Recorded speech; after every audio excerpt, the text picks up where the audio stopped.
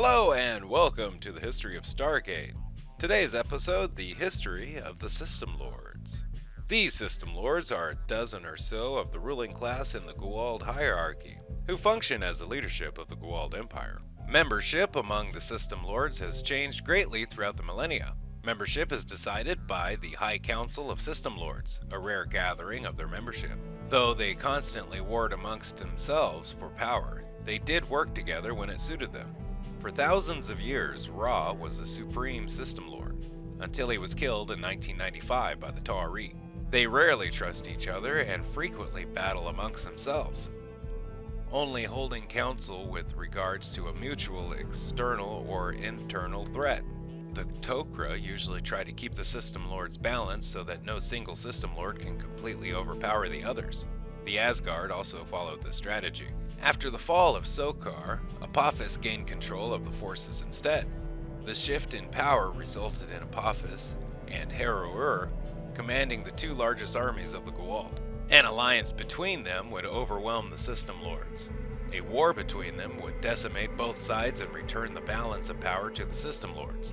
Apophis and Heru agreed to meet in neutral territory of the Tobin system to discuss an alliance. However, Apophis deceived his enemy, destroyed Heru, and took control of his forces, giving him command of the largest of the goa'uld armies. Apophis lost a portion of his fleet, however, when SG1 created a supernova from the sun of Voresh, and Apophis himself was killed when his ship was infiltrated by Replicators and forced to crash into the planet Delmark. With the deaths of Ra, Hathor, Seltesh, Sokar, Heru, Kronos, and now Apophis at the hands of the Ta'ari and the Tok'ra, the old order had fallen, and the resilient void created a power vacuum that the remaining System Lords fought to exploit.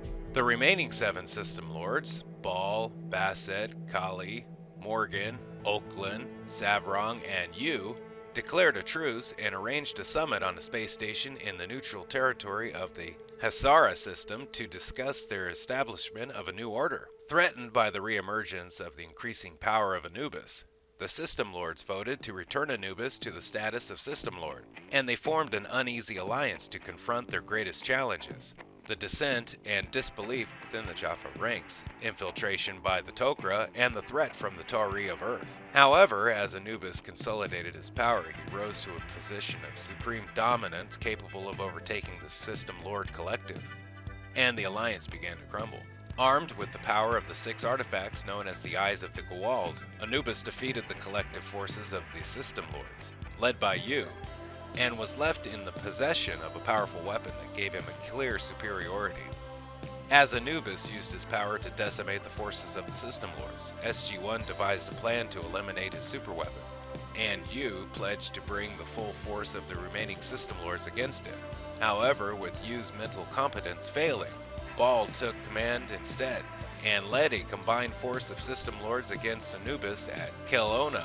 Although Anubis escaped, his forces were defeated, and Baal rapidly began consolidating his power, taking control of the United Alliance of System Lords, an alliance for which Stargate Command was partially responsible. Meanwhile, Anubis rebuilt his forces from his base on Tartarus, where he created an army of Kol warriors, synthetically created goa'uld drone soldiers, and launched attacks against rival goa'ulds, absorbing their resources in preparation for battle with Baal and the other System Lords. Through the cooperation of the Ta'ari, Tok'ra, and the rebel Jaffa, more System Lords had fallen in the past 7 years than in the previous 700 years, and Anubis next turned his attention to his greatest threat, Earth. He gathered the full force of his fleet and sent more than 30 Hatak motherships into Earth's orbit. In a massive battle over Antarctica, Anubis was defeated when Colonel Jack O'Neill drew upon the knowledge of the Ancients and activated the Ancients' defense weapon, which sent thousands of drone weapons swarming into orbit and annihilated Anubis' fleet. Anubis was presumed destroyed, and his defeat created a volatile situation among the remaining System Lords. The High Council of System Lords, an unstable and rather flimsy coalition of approximately a dozen of the most powerful goa'ulds in the galaxy who cooperate when necessary, was unprepared for the sudden shift in power.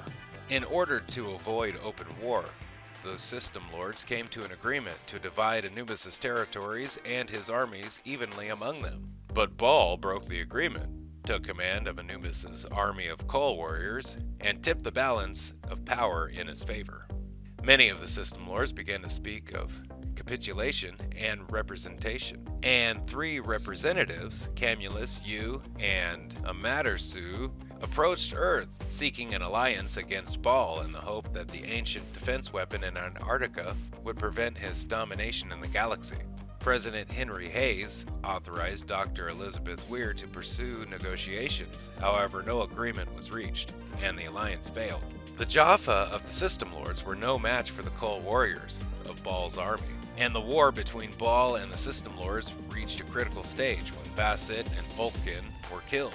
Morgan capitulated, and Lord Yu and Amister railed their armies for what would possibly be their last stand. Also, Molech was killed by Stargate Command, and the rebel Jaffa and his armies were absorbed by Baal and Ares. Falling back, along with many other System Lords, was killed by Brigadier General Jack O'Neill with the Time Jumper's drone weapons when he tried to retake Arkan's world. Unknown to the System Lords, however, Anubis had survived the battle over Antarctica, and he had returned to secretly rebuild his power base, using Baal to lead his forces. Although Baal did not admit to taking a subservient position to the master he served. In addition, the System Lords faced the threat of the Jaffa Rebellion, which had amassed a significant army as well as growing numbers, operating as a 5th column within their ranks. The greatest threat of all, however, presented itself when the Replicators, led by Samantha Carter's Replicator duplicate, entered the Milky Way galaxy and launched a full-scale attack against the goa'uld. The Replicators began systematically eliminating the System Lords and absorbing their forces at a rate which would have guaranteed them complete victory within weeks. System Lords, Rebel Jaffa, and Replicators met in a devastating battle at Dakara. But through the cooperation of the Tauri and Baal, the Dakara superweapon was modified and the Replicators were eliminated. Due to Baal's fleeing when Rebel Jaffa boarded his ship, Jaffa completely lost their image of the goa'uld as gods, and began to abandon them by the hundreds, severely weakening whatever was left of the System Lords. Anubis intended to claim the weapon on Dakara for himself, and to use it to destroy all life in the galaxy in order to repopulate the galaxy to his own specifications. However, the intervention of Oma Dasala spared the galaxy as she engaged Anubis in eternal battle on another plane of existence. In 8 years, the events of the Tauri goa'uld War had eliminated Ra, Hathor, Sokar, Heru'ur, Kronos, Apophis, Savrong, Nirti, Osiris, Moloch, Ares, Anubis, and Baal among the System Lords, and Amenet, Korel, Marduk, Tanthan, Seth, Imhotep, Mot, and Sekhmet among the lesser goa'ulds. Following the defeat of Anubis at the hands of Oma Dasala and the success of the Jaffa Rebellion, a handful of System Lords remained, but without the support of their Jaffa armies. The goa'uld had lost most of their power. Among the former System Lords, Baal alone survived, with his influence nearly intact, and he attempted to rebuild his power base by cloning himself, infiltrating the Trust, expanding his technological advantage, recruiting a brainwashed Jaffa army, and seeking the knowledge of the Ancients and the Ori. After the death of the final Baal clone in 2008, and the death of the real Baal at the hands of Colonel Cameron Mitchell in 1939, the hierarchy of the System Lord Collective was no more. Thank you for watching the history of the System Lords.